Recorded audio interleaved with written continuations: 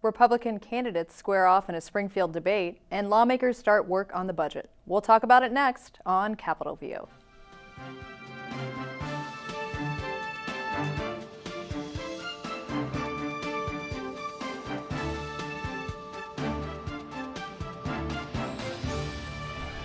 Good evening, and thank you for tuning in to this week's edition of Capitol View, the show where we talk about Illinois politics and government. I'm your host, Jamey Dunn with Illinois Issues Magazine, and with us this week is Charlie Wheeler, Director of the Public Affairs Reporting Program at UIS. Charlie, thanks for coming back. Thanks for inviting me. Nicole Wilson with 24/7 News. Nicole, glad you're here. Thank you. And Andy Maloney, State House Bureau Chief for the Chicago Daily Law Bulletin. Andy, good to see you. Thanks for having me. So the Republican hopefuls for the gubernatorial race came to Springfield this week for a debate. This is one of the only times we've seen them get together outside of the Chicago area and had all the candidates present. Charlie, what was your takeaway from this debate? Well, I thought there really wasn't a whole lot of new ground broken in that. To me, the critical issue for all of the candidates, Governor Quinn and the four Republicans, is what are you going to do about the state's finances, and not just some vague platitudes about we're going to run the state like a business or we're going to cut out waste, but get down to what are some of the specifics, because this is the most pressing issue for the state of Illinois, and at least to me, and I suspect to other people who pay attention to this stuff, we really haven't gotten any clear guidance. I don't think anybody shot himself in the foot. They didn't start slugging it out, so I mean, I don't know, were you guys physically there? I wasn't physically present. Nicole and I were, and Nicole, afterwards, all the candidates talked to us except for Bruce Rauner, something we've kind of seen him do lately. Can you talk a little bit about Rauner's demeanor and how things went for him? We're seeing him lead in the polls. It seems like maybe he's kind of trying to stay above the fray and just coast until he gets there. He really is. He uses the media to his advantage when it comes to putting ads out, but he really doesn't talk to us or really, as Charlie said, express any issues. None of them are really talking about specifics when it comes to the budget. Bruce Rauner, like you said, got out of there pretty quickly. All of the others stayed to talk. What's interesting, though, as when it comes to the voters, is when you talk to political analysts, they say candidates can only go so long without actually talking to the voters or making themselves available to the voters or the media. Rauner has the lead right now as it relates to the polls, but it's interesting to see how long he'll hold that if he continues to shy away from the people. And we're seeing, the candidates going a little bit more negative as we're getting closer to the primary. We saw Kirk Dillard be very aggressive. Andy, what is that telling us, and kind of what was he going after his opponents about? I think we did see Senator Dillard kind of throw a few more elbows than the other candidates there. It's him trying to, I think, stake out a little bit of new ground, at least politically, not necessarily policy-wise, as Charlie correctly pointed to earlier. But you saw, and he said in statements, these other three guys are unelectable, which is a strong statement to make. He's talked about unions, whereas Rauner, was forced to, I think, maybe ease off on the union talk a little bit during this debate, especially being in Springfield, which is sort of a bastion of where public employees are located and work and live and everything. But it's really hard to, even with the more pointed kind of commentary from Senator Dillard or whoever, to see somebody stop and Rauner, at least at the primary level. I mean, the latest Trib poll had him at 40%, I think. There's still 15% of likely GOP voters undecided there. But, at this point, it looks like it's his to lose. But what's interesting about him calling the other candidates unelectable is he's saying these guys have strikes against him. He's saying Rauner has a drip, drip, drip of negative news that's continually coming out that's saying he can't be trusted because of those issues. He's pointing to Brady and votes that have potential conflicts of interest that benefit his family. And he's saying, hey, this whole sexual harassment thing against Rutherford is also something that will give the voters some reserve when it comes down to getting into the booth. And right now, he's really the only one who doesn't have any negative news out there on him. I think he's trying to play that to his advantage. Of course, on the other hand, in a Republican primary, wasn't it Senator Dillard who years ago said nice things about Barack Obama? And that's been thrown in his face again. I look at all four of the guys as having, what would you say, strikes against them. Rauner in particular in a Republican primary, because if I were running a negative campaign about Bruce Rauner, I would say this guy is a Democrat in Republican costume. He's also a vulture capitalist. He's made his money by going out, taking struggling companies, milking them dry for his own purposes, and then casting it aside. And I'd say he's trying to do the same thing with our Republican Party. We're struggling, and here this guy is, this outsider, this best buddy of Rahm Emanuel, this guy who gave tons of money to Ed Rendell, Democratic governor of Pennsylvania, to get pension business. Now he's trying a hostile takeover of our party, and as a good Republican, we shouldn't stand for it. That's the message I would put out. But the thing for the other three, none of them have any money. If you put together all their fundraising combined, Rauner himself out of pocket has given like twice as much to his campaign than all the others have been able to gather. And Rauner has others of his financial status, you know, the top corporate chieftains and business guys and venture guys in the state, they've been dumping money into his campaign. He may wind up raising and spending more money than Rod Blagojevich, although he will have done it, this is probably not charitable, he will have done it more legitimately than Rod Blagojevich. Right, and you were talking about those funds. There was some talk after Senator Dillard got the endorsement of the IEA. I think he was endorsed 4 years ago and got a boost in fundraising, $250,000, something like that. And you look at that with the context of Bruce Rauner, and he could make that in a couple hours. Well, I think there was a report just this week where he dumped another $501,000. $501,000. I don't know what the 1,000 was for, but $501,000 out of pocket. But for someone who's in his financial stratosphere, that would be like any of us, giving $100 to the Red Cross or something. But Charlie, with the union endorsement can come more of a ground game, more bodies to help you get out the vote. Is that going to make the difference for Dillard? Is there a hope that could bridge the gap here? Or? I would say that's about the only hope, in that the teachers' unions, the IEA, which endorsed Senator Dillard, and the Illinois Federation of Teachers, do put people out on the ground. The IEA in particular is all over the state of Illinois. And those local teachers in those communities in Republican areas, they're Republicans too. And so they're going to go out and talk to their friends and neighbors and say, here's the guy that we favor. And they'll be available on Election Day to help people get to the polls, to make sure that all our positive voters, the ones we know are going to vote for us, to make sure they voted, do all that kind of stuff, what's called the ground game, that's so important to win. And if you don't have a good ground game, you're at a disadvantage. And that's a difficult thing to buy, correct, Charlie? I mean, isn't that something that you kind of need these groups that already have that established to really pull that off well, or at least in the past? Yeah, it helps if you have a structure in place. And if you look at, for example, the Democratic Party in Cook County, they have a tremendous structure in place. They have, for as long as I've been watching this, and even before that, back to the early 20th century, and that's enabled them to turn out the vote on Election Day. And Republicans historically haven't had that same kind of a ground game. But in a primary, if you can locate who your voters are going to be and make sure they get to the polls and vote, you have an edge up, even over somebody who spent a lot of money on advertising.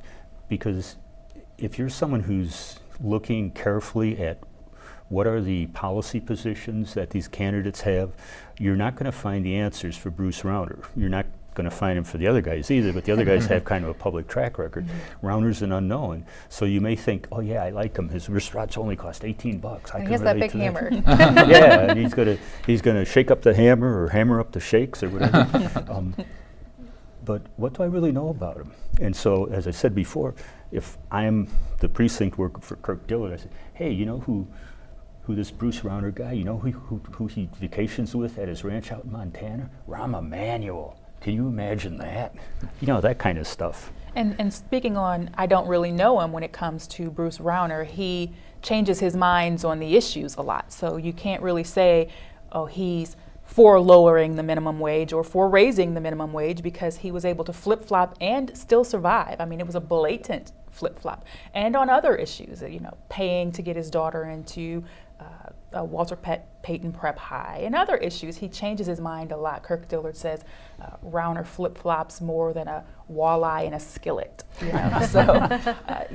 So even on the issues, because he changes his mind so much, I still don't know who he is. All I see is this ad that says, "Oh, I'm wearing an $18 wristwatch." So it's.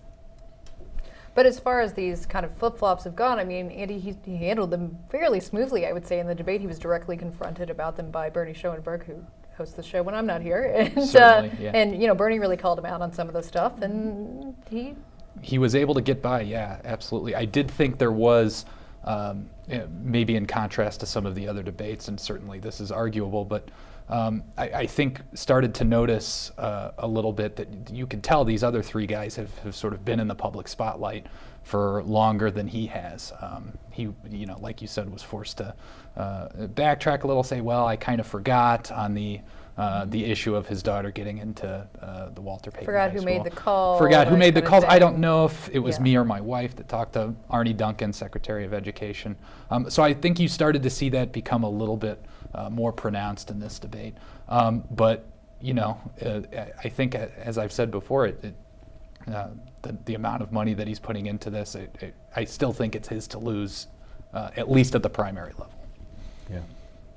Well, reporters were really focusing in on Dan Rutherford and watching to see how he did in the debate. Of course, Rutherford has had some allegations surfaced. There's a federal lawsuit accusing him of harassment and of pushing employees to do political work. We chatted with him after the debate. Nicole, what did he kind of have to say? He's not putting this report out there, this investigation now. Why isn't he doing that? And what was your takeaway from talking to him? Well, he says he's not putting it out because his attorney says he shouldn't put it out.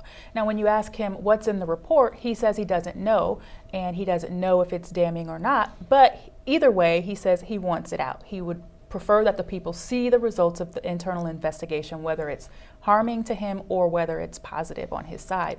But I would imagine that if I were an attorney and I had an individual investigation in my hands and it was going to help my client, then I would imagine that I would advise him to release it. So he says he doesn't know what's in it, but just because they're not releasing it kind of gives people the perception that it is not in his favor. Yeah, and as a matter of fact, you think exactly as you say, if he doesn't put it out there, it's a negative perception. So you have to say to yourself, these guys are smart individuals. They know if they don't release it, they're going to get a lot of bad press and there's going to be a lot of skepticism. It's going to raise doubts.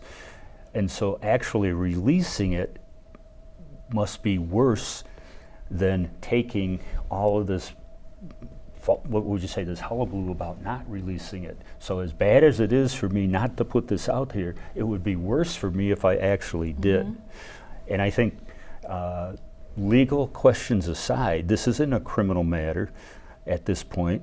It's a civil suit, and your lawyer may say, no, we're not going to say anything. And for Charlie Wheeler, the individual, that's fine. But if you're running for governor, this is a big hurdle, a big black mark against your candidacy, and you have to do it.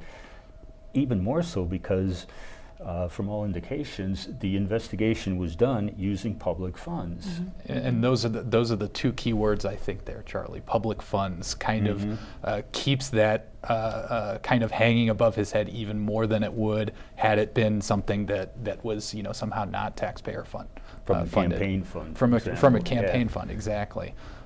So you're right. I mean, it just seems like there's recently, at least, Treasurer Rutherford has had a hard time, to say the least, rebounding from those allegations and that initial press conference that he gave.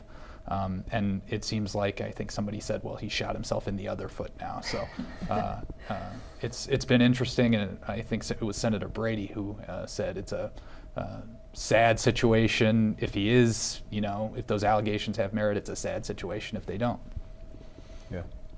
Well, there have been rumors that Rutherford might pull out of the race, but of course his camp says no, he's in it to win it, and they've canceled some of their future ad buys, but the idea is maybe that they are letting some of the outside groups that have jumped in hit Rauner with some negative ads, and then they might come back at the end with what money they do have. Charlie, Is that viable at this point for Dan Rutherford to kind of hang in there, maybe be quiet for a while, and then jump back in the end and really make a push? I would say it's not going to work, but on the other hand, if he withdraws, for sure he can't win it. If he stays in it, something could happen. The Martians could come down in a flying saucer and abduct the other three, so he's the only guy left. That's, in my mind, that's kind of the long shot that he's kind of looking for, because I don't see, as things stand now, that there's any way that he will beat Rauner, and I would predict that he'll finish fourth, kind of a distant fourth to the other three. Unless, of course, that report is released and it clears his name. Or he can somehow prove or come up with some evidence that Rauner is indeed behind this, which he says right now, I don't have that concrete evidence. But see, in my mind, even if Rauner were behind it, if there's anything there to those allegations, I'm a professor, but I still might consider myself more a reporter. You guys are all reporters. When you get information, it doesn't matter where the source or from whom you got the information. If the information checks out, you do the story, right? Because the facts stand by themselves. So, like you were saying before, him not putting that out, if it totally exonerated him and said that there's no basis here, we interviewed everybody who works for him and they said, this is baloney. You'd put that out. Even if your lawyer said, well, for legal reasons, maybe we should keep it in our pocket. I'd say, you work for me, and in my judgment, this is what we need to do. Let the suit take care of itself. Right now, I'm trying to win the Republican nomination for governor, and by this information not put out there, these rumors will continue to swirl rather than us dispelling them once and for all with this exonerating report. What do you make of the claim, Charlie, that he hasn't read it and none of his campaign staff have read it? Is that, are we buying that? I don't want to say anybody's not being honest, but in my mind, if that is actually the case, if nobody's looked at it, that's almost like malfeasance or misfeasance, whatever the correct legal term is, for somebody who's running for governor. How could you not look at it?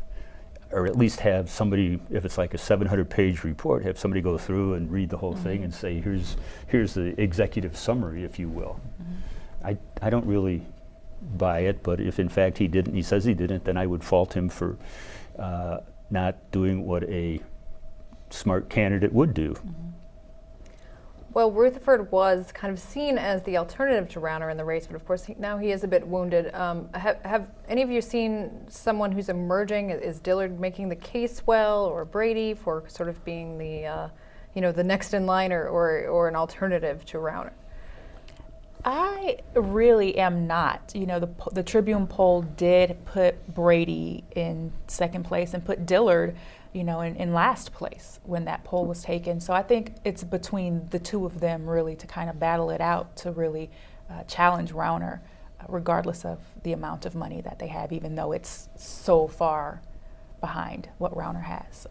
Yeah, and we've seen Senator Brady, I think some of us have even talked about running sort of I'm not sure what the correct term is, a more kind of relaxed or not calm campaign this time around, or just a moderate. I'm not sure what the correct term is, but we've seen that he's kind of willing to look at what his stances are on maybe some of these issues that got him into trouble last time, some of the more conservative issues, and he's not necessarily shied away from them, but he said this time around, look, this isn't the focus of the campaign. The focus of the campaign is pension reform. The focus of the campaign is getting the state back working again. So I think if nothing else, if there really is no kind of clear alternative to Bruce Rauner, at least Senator Brady has kind of done a couple of things that have made people see him in a different light that I think arguably would have been hard to emerge from his 2010 campaign. Just one more thing and then we'll move on. But Charlie, I kind of wanted to see what you thought about Rauner's, what seems like success so far. We haven't seen self-funded candidates, first-time candidates, typically do well in Illinois, but Rauner seems to be making an exception to that rule. Why do you think that is? I think in the case of other self-funded candidates, there were other people out in the field, in the TV advertising, getting their message out. And in the case of Bruce Rauner, he's had the field to himself. He's had this huge financial advantage. He's been on television, since the medium was invented, and he's everywhere. And so, given that drumbeat and nobody there to counter it, he could well walk away with it. And there have been cases in the past when people have come very close. Blair Hull was, just one, court filing on a divorce case away from being a nominee for the U.S. Senate seat that Barack Obama won. Jack Ryan was on his way to be the Republican candidate, I believe, for the Senate until a divorce report came out. So it's in a sense, the wounds that have doomed some of these self-finance guys have been self-inflicted, plus they've been faced with other people who had some financial resources to point out what their other shortfalls were. And so far, nobody's been able to do that to Mr. Rauner. Well, while all this political scrapping is going on, lawmakers have started the process of crafting the budget for the next fiscal year, and it's going to be a tough year. Charlie, can you tell us a little bit about kind of what they're looking at as they start this process? Well, the big question on everybody's mind is there going to be any effort to extend the higher income tax rates that by law will roll back down on January 1st, midway through the coming budget year. And so, absent those revenues, the state is going to lose anywhere from $1.6 billion, $1.7 billion, $2 billion, in that neighborhood out of the current budget. And the question is, if we take this hit, where does the money come from? Where are we going to cut? And people will say, as I mentioned earlier, well, we'll just cut all the waste and mismanagement and abuse and fraud and all that, and it'll be, easy as pie.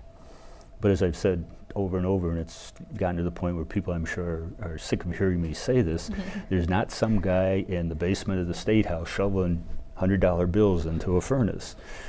We spend most of our money, our general fund's money, on things that people support. Education, public safety, healthcare, human services. And how do you cut those down? People talk about, well, there's all this fraud in Medicaid. Well, half the money we spend on Medicaid is for people who are elderly in nursing homes or people who have disabilities. It's not on some, welfare mom who's out gaming the system to get drugs at Walgreens. And so, unless you address those core issues, if you were to say, for example, as the Edgar administration did early on in their very first year, we have to rein in Medicaid spending, and one of the ways we're going to do it is we're no longer going to pay for these services. That would be a way to do it. If you want to rein in it in the spending, or you can say, as the Edgar administration did, here's a class of people that before got welfare benefits, we're not going to do that anymore. And you can save real dollars. But nobody's come up with a plan. And so that's the difficulty. As the legislature gets into doing the budget making, unless they're not paying attention, they all know what the problem is. Mm-hmm. And they all know there are no easy solutions. And that's why you get these platitudes. And that's why you get the Republicans saying, well, Quinn, you should go first. And Cullerton, Senate President John Cullerton, the Democrat, saying to the Republicans, well, you should put something forward on the table. Everybody knows what the problem is. Everybody knows what the in simplistic terms, the solution is. You either raise more revenue, or you cut spending, or you do some combination of the two. And all of those choices are tough, and they don't want to talk about them because they don't think the Illinois public is well informed enough to be able to come to grips with what the situation is. And they're afraid, each side is afraid that the other one is going to demagogue it and make them out to be the bad guy. Mm-hmm. Well, Charlie, as you mentioned, Governor Pat Quinn was scheduled to give his budget address this week, but it was moved back. The legislature voted to move it back until after the primary. Republicans have some issue with that. They think it's political. Quinn's camp says that they're working on a 5-year plan and they need a little bit more time. But Nicole, there is some budget stuff going on. I mean, the lawmakers have started working. What have we seen kind of happen here in the early stages? As Charlie said, the Democrats are asking for Republican input. And so yesterday in a hearing, you had COGFA come forward again. You had a group from the UIS come in and say, hey, this is what we're seeing. Right now we're seeing more spending than we actually have revenue. Things like that, things that, like Charlie said, we already know. And the issue is, who's going to put the specifics on the table? What are we going to do? And as Charlie said, we're not really seeing that. We have seen education officials come forward and say, we want an extra $1 billion this year, which is probably extremely it's not going to happen. It's not going to happen. Unrealistic. Extremely unrealistic is the word But that I was they're looking advocating for schools, and that's is their job. And so. most of that money is what they have been missing over the last few years. About $900 million of that is what they've been shorted over the last few years. And then, you have that extra $100 million to implement the PARC, the new assessment testing, and developmental program or teacher development programs and things like that. But the reality is they're definitely not going to get an extra $1 billion, and some are saying they're actually probably going to get cut again this year because of the situation with the tax rollback. Yeah, we're seeing a situation where there are a lot of big changes going on in education reform, and they're also getting cut while these things are going on. There is a Senate committee looking to change the way that the money that we do have goes to schools. Any thoughts on what's going on with that committee? It looks like people are interested in seeing some of this move forward. Andy? Well, the panel came out and there has been some discussion about changing the formula for how schools are funded with general state aid. And it's an interesting dynamic because it seems like there has been some sort of folks on both sides of the aisle say, well, yeah, we're willing to look at this, but then you have folks on the same sides of the aisle saying, well, we're not willing to look at it until some other year or some off year where there's not an election that we have to worry about.